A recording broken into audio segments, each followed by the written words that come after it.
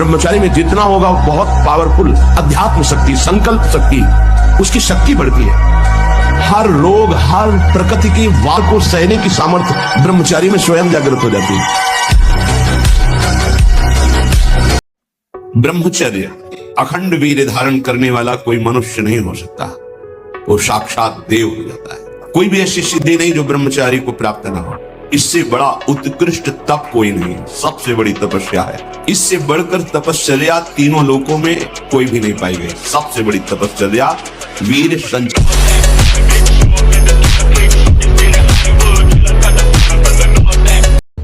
ब्रह्मचारी का सौंदर्य प्रस्फुटित होता है, एक नूर उसके चेहरे पे झलकता है जो ब्रह्मचर्य को धारण करता है। एक नवीन आकर्षण, बालवत चेहरा, एक आकर्षण होता है। और जिसका ब्रह्मचर्य पुष्ट होने लगता है उसके शरीर से सुगंध आने लगती है। ब्रह्मचारी का एक एक रोम तेज से युक्त होने लगता है। चेहरे पर हर समय प्रफुल्लता, मुस्कान, बिना किसी कारण की प्रसन्नता बनी रहती है।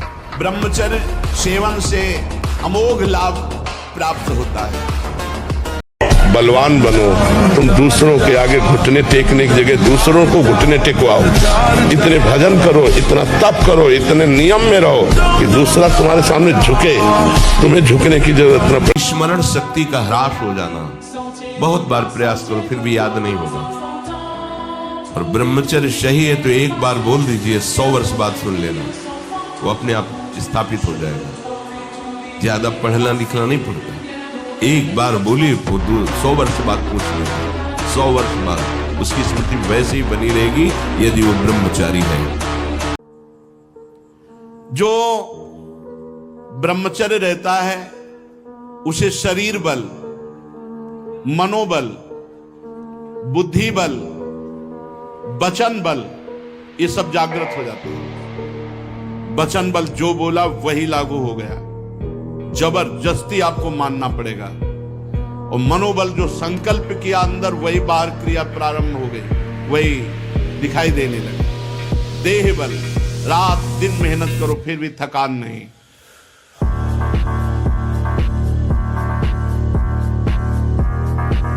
हमारे को स्मृति शक्ति चाहिए।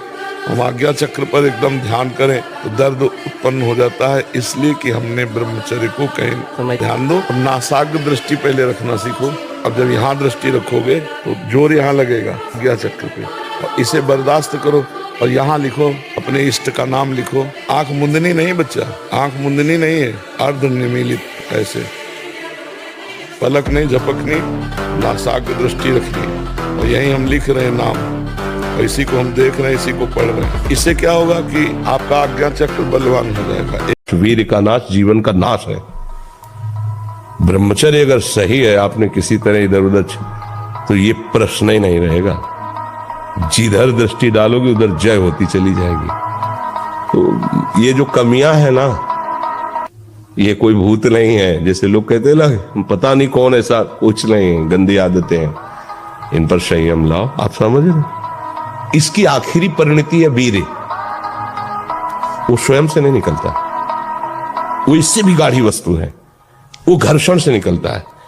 अगर आप उसको गर्म न करें चिंतन के द्वारा, क्रिया के द्वारा, तो नहीं निकलेगा।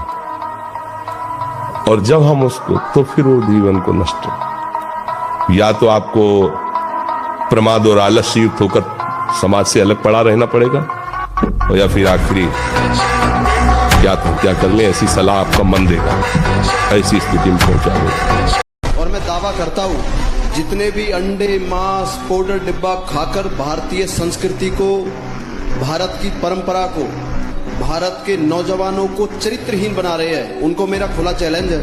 और मैंने वीडियो भी डाली थी कि जिसको अपना वहम दूर करना हो वो श्याम को अवश्य, विनती है, हाथ जोड़ के विनती है आपसे कि अपनी मर्दानगी दिखाने के लिए गोपाल आश्रम में, गौरी गोपाल आश्रम में अवश्य पहुंच जाना और अपनी आंखों से देखना गौ माता के गोमूत्र में, दूध में कितनी ताकत है।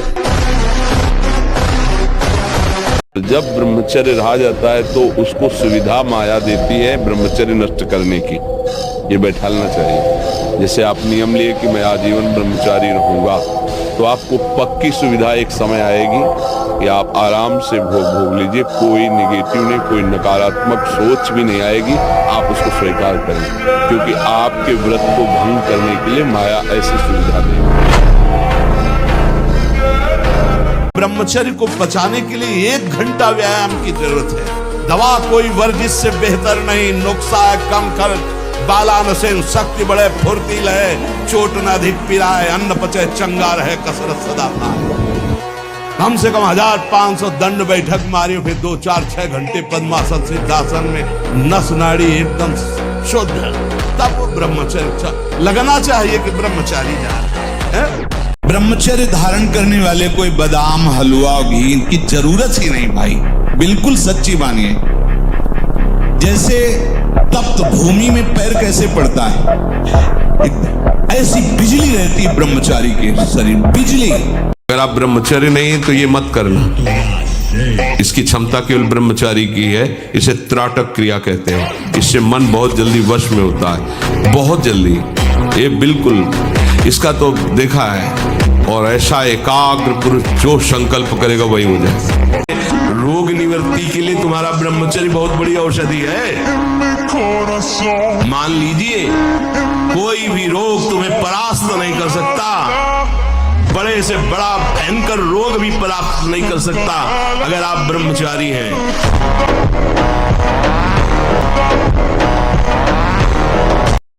थोड़ा 10-20 वर्ष ब्रह्मचर्य रहो, फिर आप देखो कैसा आनंद आता है। कोई भी सर्दी गर्मी बरसात मान अपमान दुख सुख छू नहीं पाता। हर कष्ट को सहने की सामर्थ्य ब्रह्मचारी के अंदर होती है। देखो गांव में जो हमने देखा है, गाय का दूध गाय का घी खाते थे, सीधे बाजरा और चना की रोटी खाते थे, 2.5 लीटर 5 लीटर घर में माठा सबके होता था, मठा, और ऐसा बल होता था कि देखने लायक शरीरों में रहता था। देखो ब्रह्मचर्य में एक अपार शक्ति, ब्रह्मचर्य का जो स्वरूप है वो महाबल संकल्प युक्त होता है। हमें लगता है अगर ब्रह्मचारी रहा जाए तो संकल्प से जो बल प्रकट होगा वो किसी को भी परास्त कर सकते हो। संकल्प का बहुत बड़ा बल होता है। और जो कामी पुरुष होता है, भोगी पुरुष होता है, संकल्पहीन होता है, उसके संकल्प में बल नहीं होता।